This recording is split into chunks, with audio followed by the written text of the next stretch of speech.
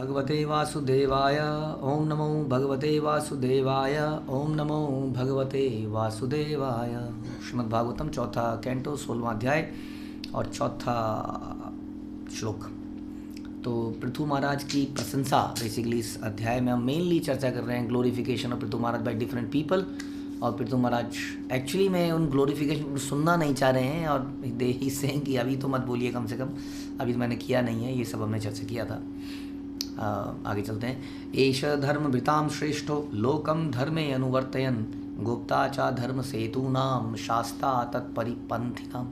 यह राजा महाराज पृथु धार्मिक नियमों के पालन करने वालों में सर्वश्रेष्ठ है, अतः वह प्रत्येक व्यक्ति को धर्म में प्रवृत्त करेगा और धर्म की रक्षा करेगा।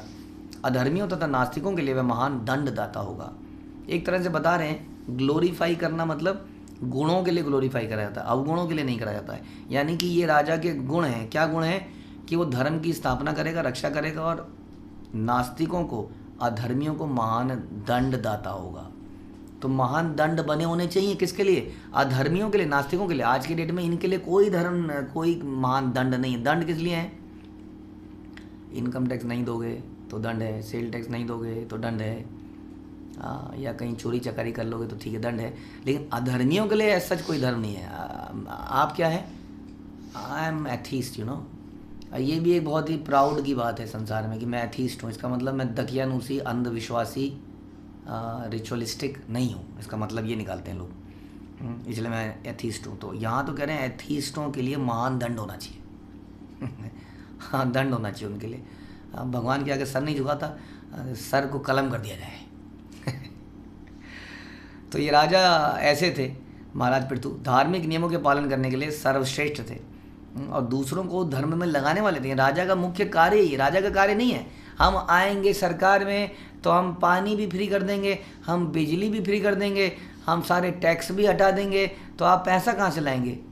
अब पैसा जो बजट में आएगा वो सारा हम अपने घर में ले जाएंगे, इसलिए हम ऐसा करेंगे, आप हमें वोट देते रहिए। और जो लॉस होगा, लॉस जो होगा उसको अगले 5 साल बाद जो सरकार आएगी वो उसको देखेगी, तब तक हम तो चले जाएंगे और 5 साल में हम इतना करोड़ों कमा लेंगे कि आप सोच नहीं सकते हैं, इसलिए हमें कोई टेंशन नहीं है। ये राजा का कार्य नहीं है। ऐसे मैनिफेस्टो बनते हैं और लोग इतने मूर्ख हो चुके हैं कि ऐसा हाँ बड़ा अच्छा है जी, बिजली फ्री कर देगा, ये फ्री कर देगा, इलॉजिकल थिंग्स, राइट। शास्त्र बताते हैं कि राजा को क्या होना चाहिए? ऐसा राजा होना चाहिए जो धर्म का की स्थापना करे, रक्षा करे, ऐसे नियम बनाए कड़े जो धर्म की स्थापना। मैं कई बार कोट करता हूँ, मैं बहुत, हम तो छोटे थे तो थोड़े, at one point of time there was information and broadcasting minister Sushma Swaraj, याद है, उन्होंने एक नियम बनाया कि there will be no pornography shown in TV television, I think no at all और नॉट एट ऑल, और शी सेड अब तो 12 बजे तक नहीं दिखा सकते और समथिंग लाइक दैट। और उसके ऊपर इतना बवाल हुआ, ये क्या मतलब है? फ्रीडम ऑफ एक्सप्रेशन ये होना चाहिए। ओहो, मैं तो हम सुन के हैरान हो गए कि बताइए। तो बड़े लोग खड़े हो गए उसके अगेंस्ट में। सुन के तो नहीं लगता ऐसा कुछ कि उसने गलत किया था। बट लोग कहते हैं कि if you want to enjoy the life, let us enjoy, let people decide what is right for them and what is not right for them. तो क्या आप अपने बच्चे को ये डिसाइड करने देंगे कि क्या सही है क्या गलत है? क्या ये सही बात है? Then what is the role of parents then? अगर बच्चे को ये डिसाइड करना है कि क्या सही है क्या गलत है। तो इस प्रकार से राजा वास्तव में वो होना चाहिए जो धर्म की रक्षा करे, धर्म की स्थापना करे, ऐसे कड़े नियम बनाए, और जो धर्मों को पालन ना करे उनके लिए कठोर कठोर दंड होना चाहिए। यस, आप देखेंगे शास्त्रों में, हमारे पुराने ज़माने में दंड बड़ा कठोर होता था, इसीलिए चोर उचक्कों की हिम्मत नहीं होती थी। ऐसे अदालतें नहीं लगती थी कि ज़िंदगी बीत गई, उस अदालतें डेट आदमी बाहर ही बाहर से मर गया। हमने ऐसे देखिए कुछ तो ऐसे हमारे इंडियन पॉलिटिकल लीडर्स हुए जो प्राइम मिनिस्टर भी बने, उनके अगेंस्ट में केस चल रहे हैं और वो आराम से बाहर हैं, और तो अपनी उम्र में वो मर गए, ख़त्म हो गया केस। ऐसा नहीं होता था, तुरंत फटाफट से जाती। ठाकुर भक्ति विनोद भी इसके लिए बड़े फेमस थे, he used to give very quick decisions. तो लेकिन ऐसा नहीं है, तो अच्छी सरकार की कसौटी है। प्रभुपाद कह रहे हैं धर्मनिरपेक्ष सरकार के नाम पर राजा या सरकार का प्रधान उदासीन रहता है। अरे इसके लिए करूँगा तो ये नाराज आएगा, इसके लिए करूँगा तो इसके लिए करो। धर्म की बात ही मत करो, बात किस चीज़ की करो? बात करो रोटी कपड़ा मकान की। बस, यानी कि इंसान को जानवर बना दो। जानवर भी केवल रोटी कपड़ा मकान देखता है। बात करेंगे तो एक ये वाली नाराज़ हो जाएगी, नहीं तो ये वाला नाराज़ हो जाएगा। तो इसलिए वो अधार्मिक कृत्यों को करने में छूट देता है। वो कहता है अच्छा तुम्हें बकरा खाना है खाओ, तुम्हें मुर्गा खाना है खाओ, अच्छा तुम्हें सूअर पसंद नहीं है लेकिन उसको सूअर पसंद है, वो सूअर खाने वाला है तो तुम भी खाओ, इस बारे में बात ही मत करो, जिसको जो खाना खाओ फॉर एग्जाम्पल। तो ऐसे राज्य में समस्त आर्थिक विकास के बावजूद लोग सुखी नहीं रह सकते। किंतु इस कलयुग में भी एक भी पवित्र राजा नहीं है। अभी चोर उचक्कों को सरकार या प्रधान चुना जाता है। भला धर्म और ईश्वर चेतना के बिना लोग कैसे सुखी रह सकते हैं? ये धूर्त नागरिकों से अपनी इंद्रिय तुष्टि के लिए मनमाना कर चूसते हैं। इनका एक ही काम है। भविष्य में लोग इतने तंग उठेंगे कि श्रीमद् भागवत के अनुसार वे अपने अपने घर तथा गाँव छोड़कर जंगल में जा बसेंगे। फिर वो मसीहा बनेंगे। वो अमीरों को लूटेंगे और गरीबों को पन पाएंगे। क्यों? क्योंकि इस आप जानते नहीं, हमें सब देखा हुआ है हमने, झुग्गी झोपड़ियों की इस मेरी जो क्या कहते हैं इसको टेरिटरी के अंदर झुग्गी झोपड़ियों की वोट जो है आप जानते हैं 80% है, लेकिन ये जो 20% हैं ये अरबपति हैं। अब मैं माफिया की तरह काम करूँगा, पॉलिटिकल पार्टी माफिया की तरह काम, इन अमीरों से थोड़ा सा ले लेगी तो कौन सा इसका कमी हो जाएगी? हाँ, क्या है गलत है? यहाँ से निकाल के थोड़ा सा इन गरीबों में भी बांट देंगे, बाकी अपनी जेब में रख देंगे। इस प्रकार बहुत बड़ी गेम चलती है, शतरंज चलता है। तो यही बता रहे हैं प्रभुपाद कि लोग इतने तंग हो जाएंगे कि अपने अपने घर गांव छोड़ के जंगलों में चले जाएंगे। फिर भी कलयुग में कृष्ण भावना में लोगों के द्वारा प्रजातांत्रिक सरकार को कब्जे में किया जा सकता है। यदि ऐसा हो जाए तो जनता अत्यंत सुखी हो जाएगी। एषवा लोकपालानम विभर्त्यैकत्सनौ तनु काले काले यथा भागम लोकरो योरु भयो हृतम।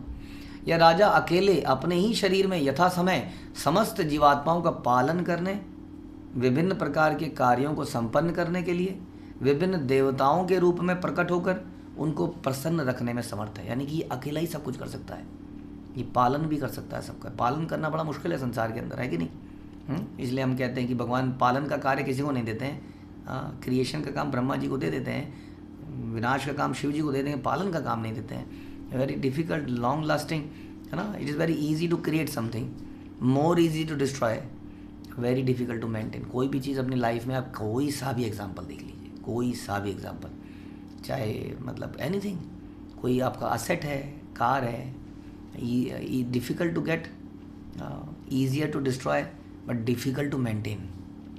उसको कंटिन्यूस लेवल पे उसको मेंटेन करना, कोई भी चीज़ हो, चाहे वो रिश्ते हों, रिश्ते नाते हों, बच्चे हों, कोई भी चीज़। इसलिए लेकिन ये कह रहे हैं कि ये जो राजा है Prithu Maharaj, he can maintain the entire everybody, अपने आप ही मेंटेन कर सकते हैं।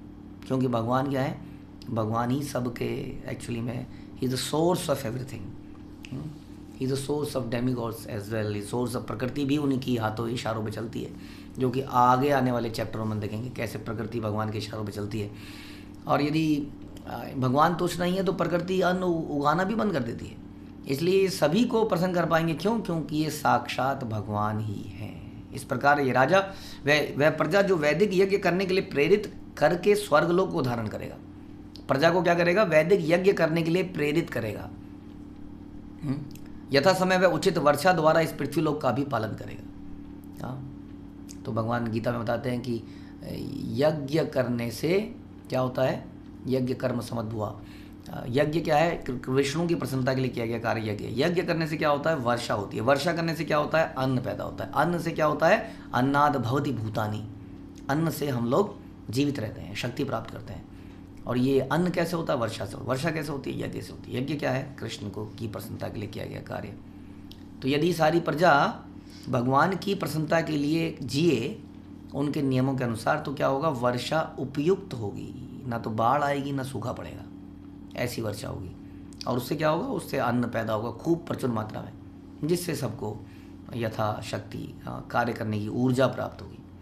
तो इस प्रकार पृथु महाराज ऐसा करेंगे, क्योंकि उनकी ड्यूरेशन में सारी प्रजा क्या करेगी? सारी की सारी प्रजा भगवान की प्रसन्नता के लिए यज्ञ करेगी। हाँ, यानी कि क्या करेगी?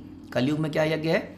कलयुग में हरे नाम एव केवलम कलयुग नास्ते गतिरन्यथा। कलयुग का जो यज्ञ है वह है हरिनाम, हरे कृष्णा महामंत्र का जप।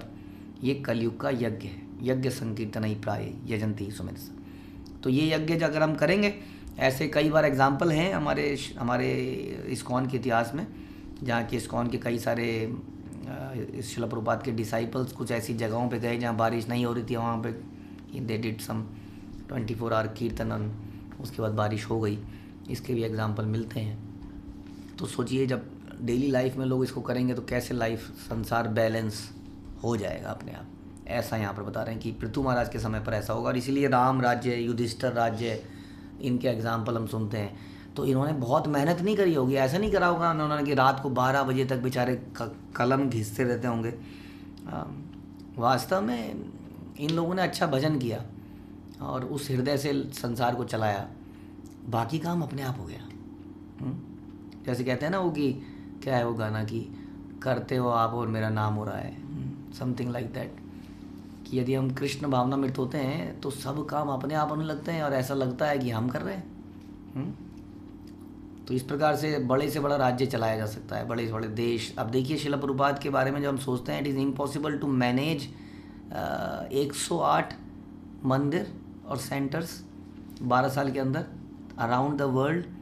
अब मैं कई बार सोचता हूँ कि जैसे वो एक जगह से जाते, जैसे कि माना ऑस्ट्रेलिया से निकल गए, अब आप सोचिए वर्ल्ड में जैसे ही आगे जाएंगे कोई दूसरा सेंटर आ जाएगा, फिर आएंगे। अब ही इज़ द अलोन, उसको एस्टैब्लिश करना है उस जगह पर। सोचिए जैसे ज़मीन लेनी है पहले तो वहाँ पर, अब ज़मीन लेके कुछ लोग भी वहाँ इकट्ठे करने हैं। अब सिस्टम है नहीं कोई, इतने ट्रेंड लोग थोड़ी हैं, वहाँ पे कुछ ट्रेनिंग भी देनी है, तब तक दूसरी जगह चला जाना है।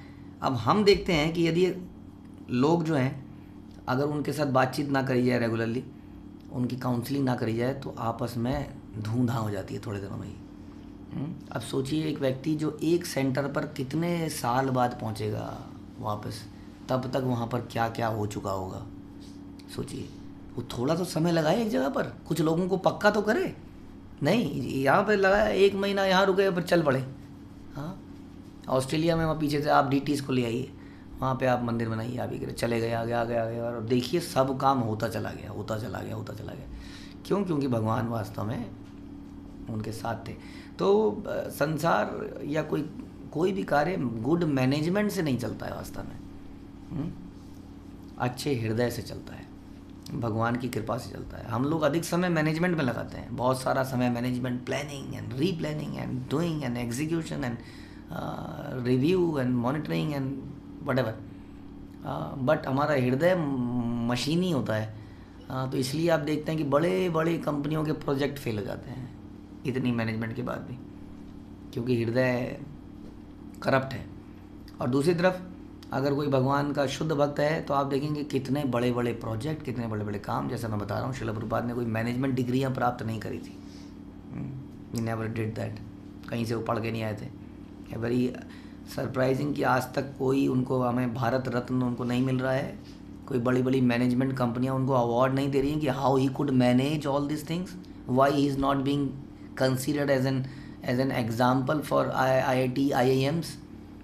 कि देखिए जी ये इस्कॉन आखिर कैसे एक व्यक्ति ने इतना मैनेज कर लिया, एक व्यक्ति ने इतनी बड़ी क्रांति लिया है। सो क्योंकि इसका कोई एग्जाम्पल नहीं है, व्हाट दे विल स्टडी, कोई कारण ही नहीं है क्या स्टडी में निकलेगा। कारण यही कि भगवान की कृपा से सब कुछ होता है, और इसको वो पढ़ा नहीं सकते हैं, इसलिए वो केस स्टडी में भी नहीं आ सकता है। तो वास्तव में यही समझने का विषय है कि यदि हम खुद या अपने बच्चों को, आने वाली पीढ़ी को कृष्ण भावनामृत बना देंगे तो मैनेजमेंट भी हो जाएगा, प्रॉस्पेरिटी भी आ जाएगी और सब सुखी भी हो जाएगी। हरे कृष्णा। श्रील प्रभुपाद की जय। ग्रंथराज श्रीमद् भागवतम की जय।